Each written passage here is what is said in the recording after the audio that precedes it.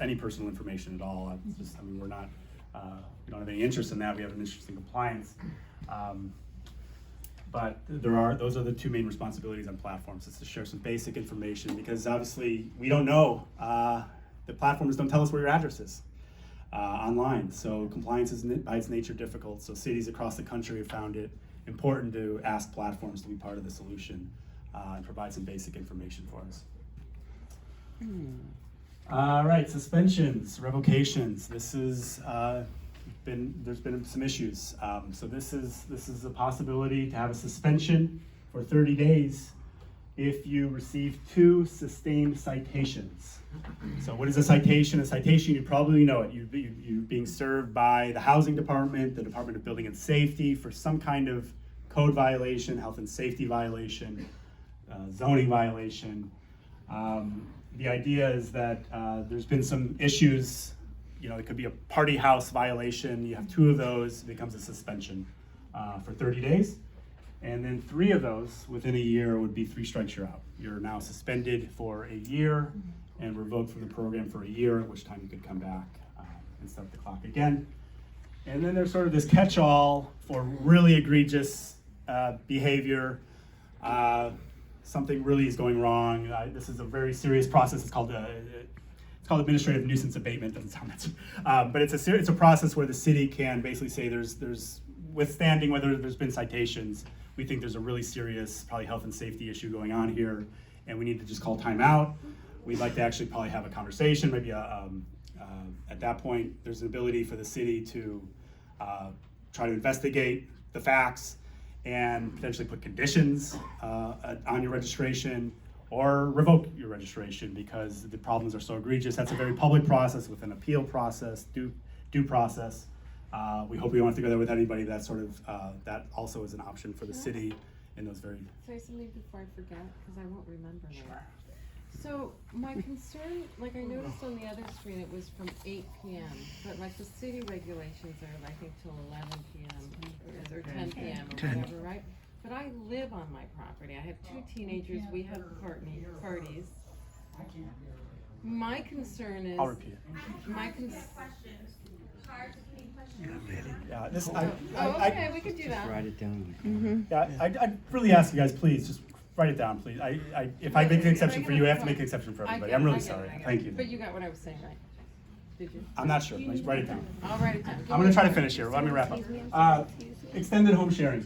So this is to go beyond the 120-day cap. This would allow you full year home sharing. It's available for folks who have already registered for home sharing. So you cannot go straight to this. You got to register for regular home sharing first. Establish yourself for either you've been registered for 6 months. So that's again starting from your registration date, your pending registration date. 6 months, you become eligible then to come in for home sharing. We would have that on record, and that would be automated. You go through the online portal. Some of you have asked, where is this option? It is available now. This option, we had a form, but now we have the online system set up for this. So this is available, fully functional on our website. Just like regular home sharing, you go and you now click the button for extended home sharing. And if you've been doing it for 6 months, we'll know that, and you'll be able to go through the process. There's the other option for you've done short-term rental stays for 60 nights, 60 days, 60 nights. At that point, we ask that you prove to us that you actually have rented 60 nights, so you could probably get your little Airbnb or VRB, a little screenshot of your activity and upload that, and that would be the documentation you've done it for 60 days. That allows you into this program. It's also just valid for 1 year, just like regular. The annual fee is much higher, $850, and I'll address that. I know that's a concern. Also for 1 room at a time? It's the same as regular, same rules apply generally. So the renewal fee is higher. I'll just talk a little bit about that. The idea generally was to subsidize and keep it as affordable as we can for the masses, for the regular home sharing. The $89 probably does not allow the city to recoup the cost that it takes to do the whole home sharing program.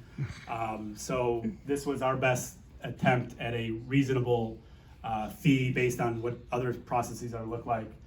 We're actually going through a fee study process right now to evaluate how much work all the city departments are doing and how much money is being spent on enforcing and administering the home sharing program. And we're going to come back with a new recommendation for a new fee when that comes. If it could be higher, it could be lower. We don't know. Come on.